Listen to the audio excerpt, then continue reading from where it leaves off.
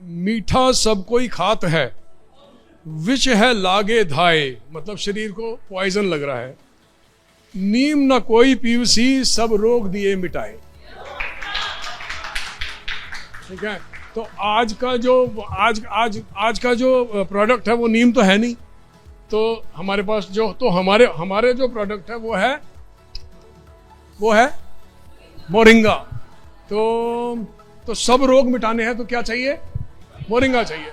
तो बहुत सारे, मैं जब लोगों से मिलता हूं तो मैं देखता हूं एक प्रॉब्लम बहुत ज़्यादा प्रेवलेंट है फील्ड में हेल्थ को रिलेट करके, और वो है ये।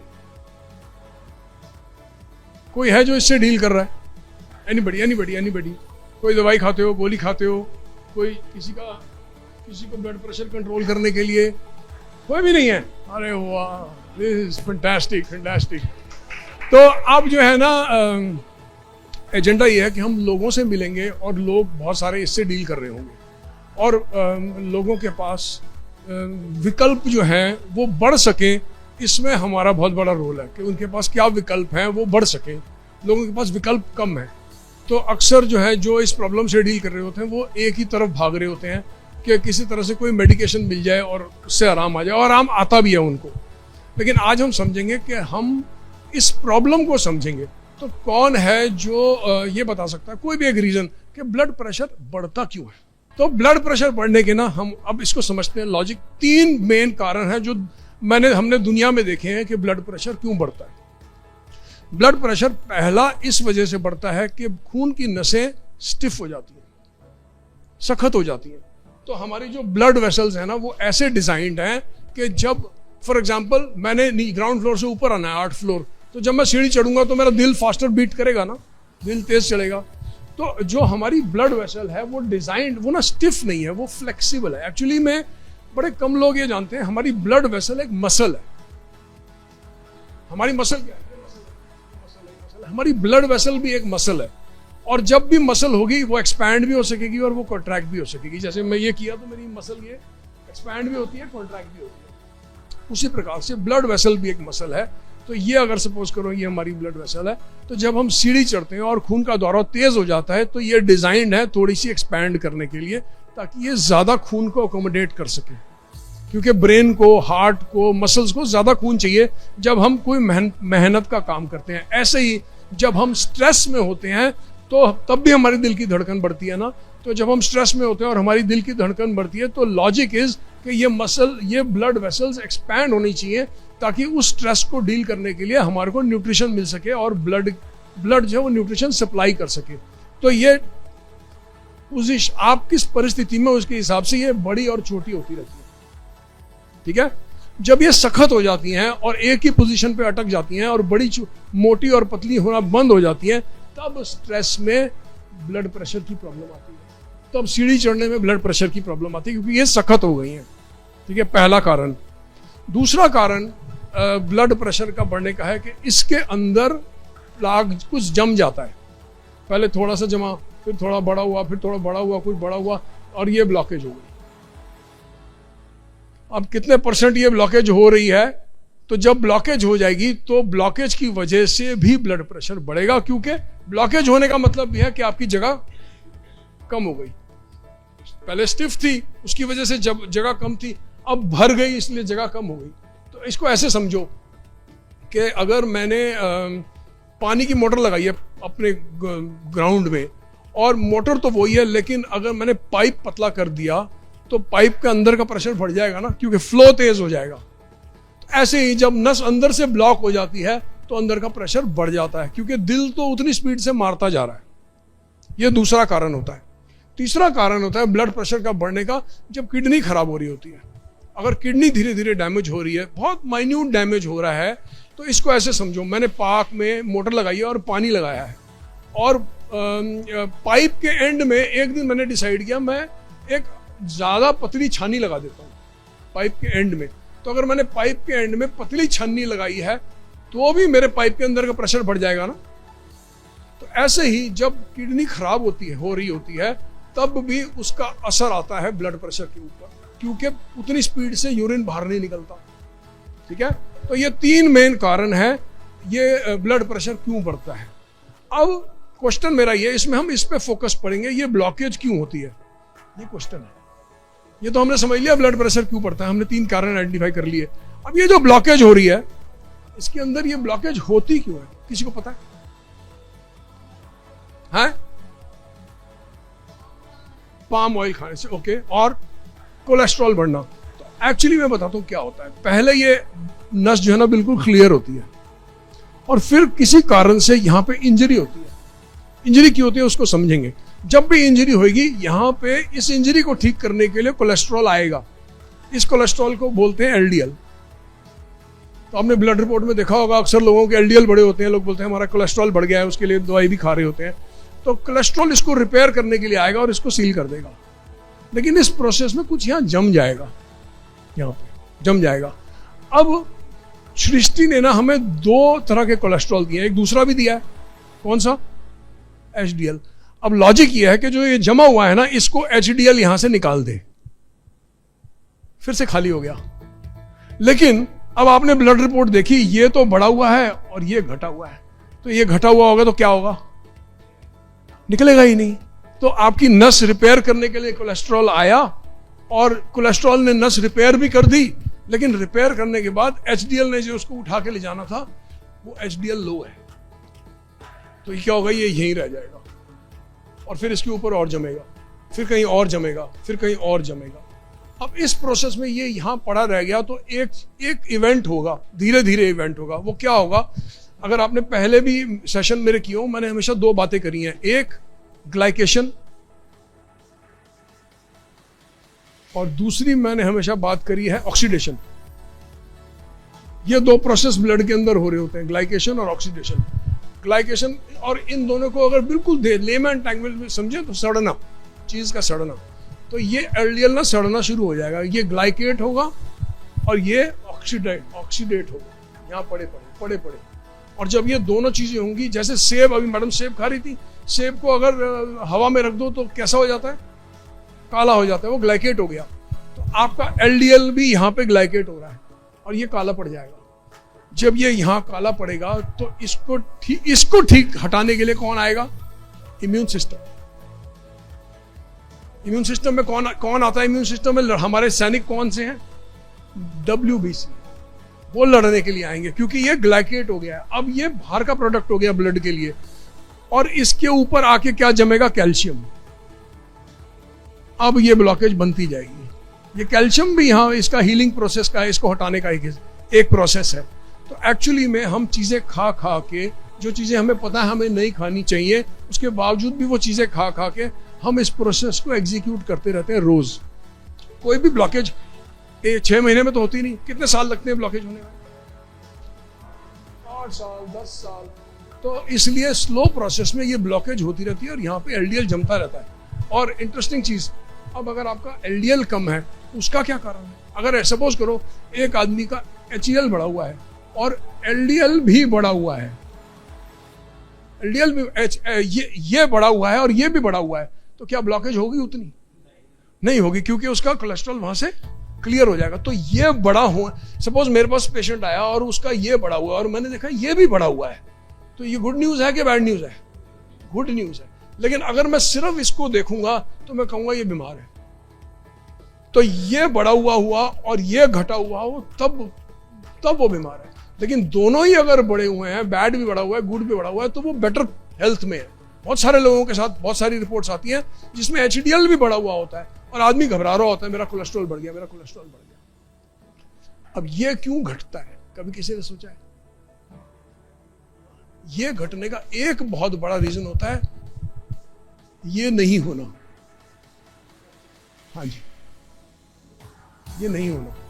और फिर लोग हमारे से आके पूछते हैं मैं ओमेगा 3 क्यों खाऊं? ये इसलिए खाऊं ताकि ये एचडीएल बना रहे, ठीक है ना। और इसको घटाने की दवाई आती है सही, यस आती है। कोलेस्ट्रॉल की दवाई आती है घटाने की। एचडीएल बढ़ाने की कोई दवाई आती है? कोई दवाई नहीं है ही नहीं, कोई मेडिकेशन इन्वेंट ही नहीं हुई एचडीएल को बढ़ाने के लिए। एचडीएल किससे बढ़ेगा? आपकी जीवन शैली से बढ़ेगा। जो लोग एक्सरसाइज कम करते हैं उनका एचडीएल घट जाता है, इसलिए एक्सरसाइज इंपॉर्टेंट होती है। जब आप जो शरीर व्यायाम करेगा, एक्सरसाइज करेगा, मूवमेंट में रहेगा, उसका HDL बढ़ जाएगा, प्रोवाइडेड ओमेगा 3 देता है। अगर ओमेगा 3 की कमी होगी तो भी उतना इफेक्टिवली नहीं बढ़ेगा। तो बहुत लोग जो एक्सरसाइज नहीं कर, बहुत लोग जो हमें मिलेंगे फील्ड में मिलेंगे जिनका HDL कम होगा, उनको एडवाइस क्या जानी चाहिए, ओमेगा 3 खाओ और एक्सरसाइज करो। एक्सरसाइज करने से भी HDL बढ़ता है। HDL की कोई दवाई नहीं आती। एक बात बताओ, कोई मैराथन रनर बिना सही न्यूट्रिशन के मैराथन भाग सकेगा? कोई बॉडी बिल्डर, जिम वाला आदमी बिना सही न्यूट्रिशन के जिम बिल्ड कर सकेगा? बॉडी नहीं कर सकेगा। उसी प्रकार से अगर हम जीवन भी देखें एक नॉर्मल इंसान का, जो कि ना बिल्डर है, ना बॉडी बिल्डर है, ना रनर है, लेकिन आम जीवन जीता है, क्या बिना बिना खाद के पौधा उगेगा? नहीं उगेगा ना। तो बिना न्यूट्रिशन के शरीर कैसे चलेगा? और मैंने लास्ट सेशन में भी एक बात बोली थी, कितने लोग ये मानते हैं कि बाजार में जो खाने की चीजें मिलती हैं, फल, फ्रूट, सब्जी, वो बहुत न्यूट्रिशियस और हेल्दी है। कोई है मानने वाला? कोई यस बोलता है इस पे? बाजार में बहुत न्यूट्रिशियस मिलता है। और सोचो, आपके और मेरे कस्टमर हमें आके बोलते हैं हमें सप्लीमेंट नहीं खाना, हमें नेचुरल खाने से क्या करो, नेचुरल खाने से ठीक कर दो। और ये एक्सेप्ट भी करते हैं कि नेचुरल खाना हेल्दी नहीं है। तो आपको ये अब हमारा मसला है कि हम उसको कितना हेल्प कर सकते हैं। अब क्वेश्चन आ गया, ये यहाँ पे जब मैंने बोला कि यहाँ पे ब्लॉकेज की शुरुआत हुई, तो ये ब्लॉकेज में यहाँ कुछ इंजरी हुई तो ब्लॉकेज की शुरुआत हुई। मैंने यही बात करी थी। ये इंजरी हुई क्यों? हुई क्यों इंजरी? बच्चे को तो नहीं होती। 20 साल में एक 40 साल का आदमी बोलता है मुझे ब्लॉकेज हो गया। बड़े सारे लोग हम सुनते हैं 40 साल, 45 साल, 50 साल। हमने ये कितना सुना है 15 साल के बच्चे को ब्लॉकेज हो गया? शायद वो भी एकाध कभी किसी ने सुन लिया होगा, लेकिन कम सुना है। कभी 15 साल के बच्चे की ब्लॉकेज तो नहीं सुनी ना, क्योंकि पहले तो ब्लॉकेज करने में टाइम लगता है, 10 साल, 5 साल, 20 साल। अब क्वेश्चन ये है, ब्लॉकेज होने का इंजरी का कारण क्या है? हम क्या कर रहे हैं कि इंजरी हो रही है? बताओ। ब्लॉकेज का सबसे बड़ा कारण है ये। अब जंक फूड में भी शुगर है, मतलब मोमोज में भी शुगर है, पास्ता में भी शुगर है, स्पगेटी में भी शुगर है, चाइनीज फूड में भी शुगर है, बर्गर में भी शुगर है, पिज्जा में भी शुगर है, सब चीजों में शुगर है, हर चीज में। तो अब इन द एंड तो आपका सारा खाना शुगर में। कितने लोगों ने चावल खाए, कितने लोगों ने अंदर जो भी खाना था दही खाई, इन द एंड सारा खाना तो शुगर में ही परिवर्तित होना है। तो आपके दो सोर्सेज हैं खाने के, एक डायरेक्ट शुगर। अच्छा, नमकीन बिस्किट में मीठा होता है ना, तो वो भी एक सोर्स है ग्लूकोज में कन्वर्ट होने का। तो सबसे बड़ा कारण जो है ना, ये इंजरी होने का शुगर है। और नेक्स्ट क्वेश्चन, ब्लॉकेज हमेशा आपको कभी कोई मिला जिसने बोला मेरी पैर की उंगली में ब्लॉकेज हो गई है? हार्ट में क्यों होती है? नसें तो पूरी बॉडी में है, तो सिर्फ हार्ट ही क्यों ब्लॉक हो रहा है?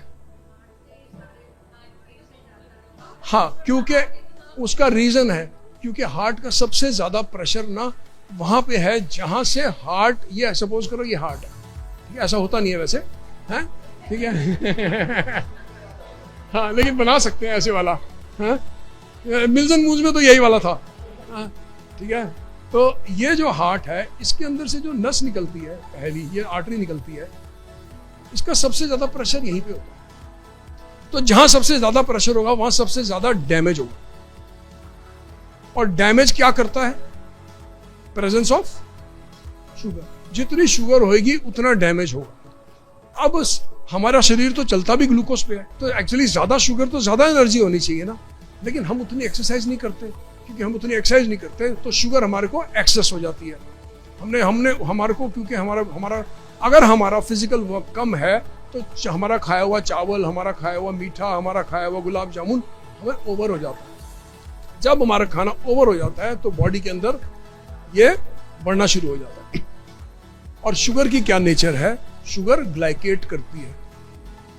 तो ग्लाइकेट क्या करती है? चीजों, शुगर जब भी प्रोटीन के साथ मिलेगी, प्रोटीन का स्ट्रक्चर खराब कर देगी। ये एक लाइन याद रखना है, शुगर जब भी प्रोटीन के साथ मिलेगी उस चीज का स्ट्रक्चर खराब कर देगी। इसीलिए हाई शुगर में बीपी वालों की आंखें खराब हो रही होती है, हाई शुगर में बीपी वालों की किडनी खराब हो रही होती है। जिनको जिनको ब्लड प्रेशर है, जिनको, क्यों? क्योंकि उनकी जो शुगर है उनकी किडनी का स्ट्रक्चर खराब कर रही होती है, क्योंकि शुगर ऊपर होती है। एक आदमी के ब्लड में एक टाइम में कितने, 5 लीटर खून में कितनी शुगर होती है? 5 लीटर खून में कितनी शुगर होल्ड होती है? हम सुबह जब उठते हैं, मॉर्निंग में खाली पेट होते हैं, हमने कुछ नहीं खाया होता, 5 लीटर खून होता है, इसमें चीनी कितनी होती है ग्राम में बताओ? केवल 1 चम्मच, केवल 1 चम्मच, हाँ 5 ग्राम, 5 लीटर, 1 ग्राम 5 ग्राम का चम्मच होता है, 5 लीटर खून में 5 ग्राम चीनी, ये उसकी होल्डिंग कैपेसिटी है। तो जब भी हम 5 ग्राम के ऊपर जाएंगे, बॉडी उसको क्या करेगी? सपोज हमने 2 गुलाब जामुन, चावल, रोटी, फ्रूट खा लिया, सब मिला के अगर एक ही खाने में देखूं तो कम से कम चीनी कितनी हो गई? 10 से 15 ग्राम, 15 ग्राम चीनी। अब उसको वापस 5 पे आना है। कभी कभी 20 ग्राम भी होती है, 30 ग्राम भी होती है। अगर 2 गुलाब जामुन खाएं तो 50 ग्राम भी होती है। तो 50 से ब्लड को फिर से 5 पे लाना है उसको, क्योंकि अगर ब्लड उसको 5 पे नहीं लाया तो वो हाई शुगर क्या करेगी? प्रोटीन का स्ट्रक्चर खराब कर देगी। तो हमारा बॉडी की हमेशा क्या कोशिश होगी? फटाफट एक्सेस शुगर को निकालो।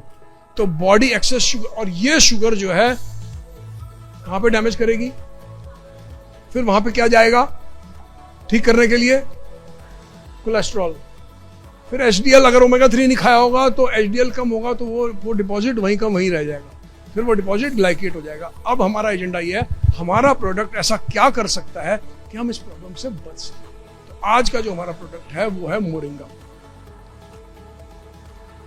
सबसे पहले तो मोरिंगा हमारी बॉडी की ग्लूकोज की अब्जॉर्प्शन को इंप्रूव करेगा। इसका मतलब है, मैं एग्जांपल मैं देता हूं कैसे। मैंने कल मिल्क केक खाया और मैंने इमीडिएटली मिल्क केक खाने के बाद क्या किया? मिल्क केक खाने के बाद 2 कैप्सूल स्पिरुलिना के खा लिए। क्यों?